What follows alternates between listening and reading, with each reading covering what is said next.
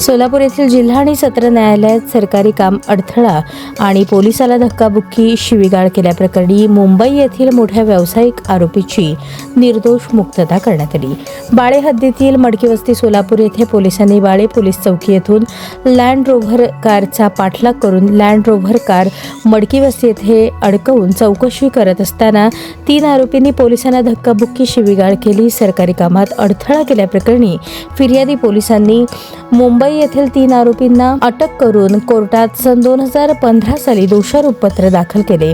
दरम्यानच्या काळात आरोपी क्रमांक 2 आणि 3 ओमप्रकाश श्यामबिहारी तिवारी अनंत देवी प्रसाद त्रिपाठी हे मयत झाल्याने आरोपी क्रमांक 1 विकास बेटश्वर दुबे याच्या विरोधात सदर खटला जिल्हा व सत्र न्यायालय सोलापूर आर.जे. कटारिया यांच्या कोर्टात चालला। यात सरकार पक्षातर्फे फिर्यादी 2 साक्षीदार पंच आणि तपासिक अंमलदार तपासण्यात आले।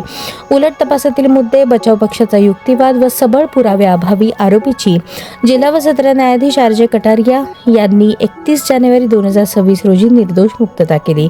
या प्रकरणात आरोपीतर्फे advocate Yuvraj Avtade, advocate Dadasaheb Bhanudas Jadhav, advocate Gorakh Kavali, advocate Maqsood Momin, advocate Ravi Koli, advocate Maqsood Momin यांनी काम पाहिले तर सरकार पक्षातर्फे ॲडव्होकेट पी.एस. जन्नू यांनी काम पाहिले।